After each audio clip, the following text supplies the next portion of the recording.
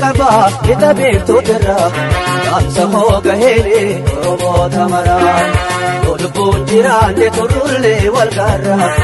Akka dootti godhee na jehii na daraa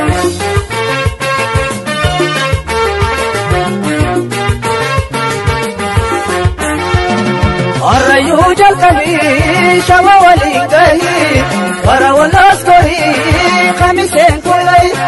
Mormor gamaa chahee bahii waan baraate Bif dambi dolloo gidaamiif na jootti Namuudhaan fedhee otusaanii dabeeka Adaraa kee hafee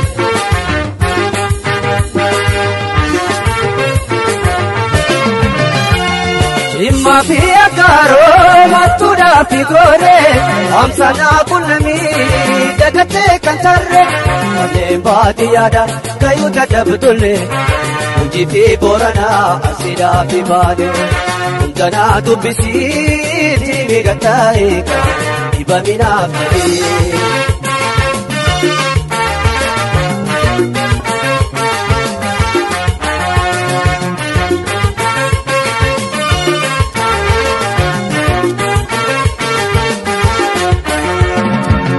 Baay'ee qabaa ita beektu dirra Amsa hooga heere Oromoo tamaraa Dhihootiin jifannoon wal qunnamuuf jirra Ja'inaatti himee hawwiif yaada garaa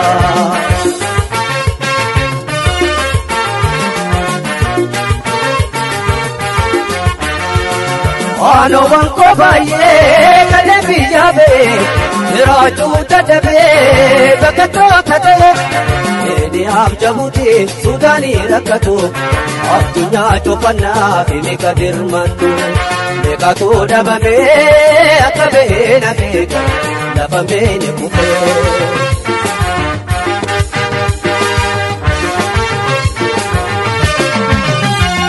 Wallayaa shiraatu nuti tuutti jaarri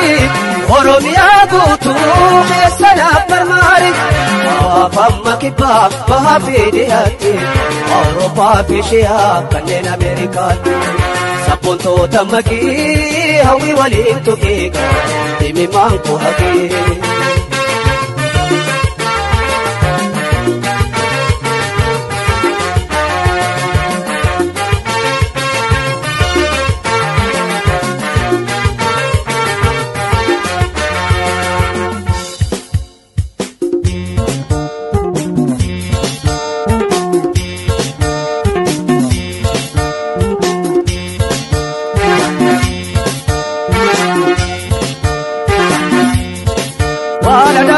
Koya sarriti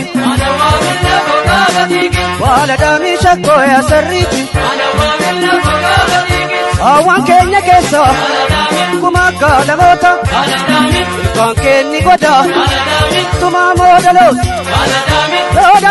toli Yoo tuma tortori Awan kenya kuma Malika lamota Ormen kana duke Bilesi darbata Sakoya sariti Sakoya sariti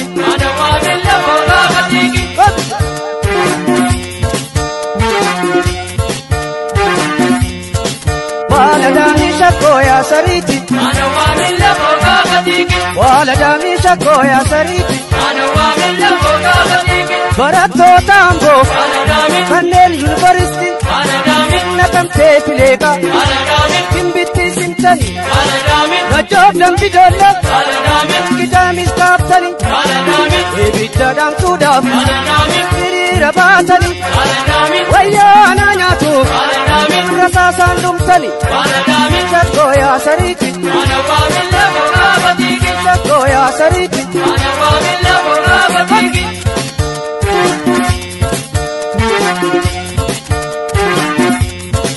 Wala damisha koya sariti Wala damisha koya sariti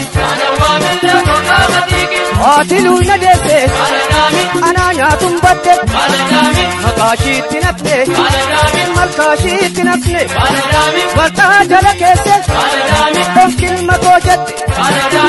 Ati gota dese Gota romo dese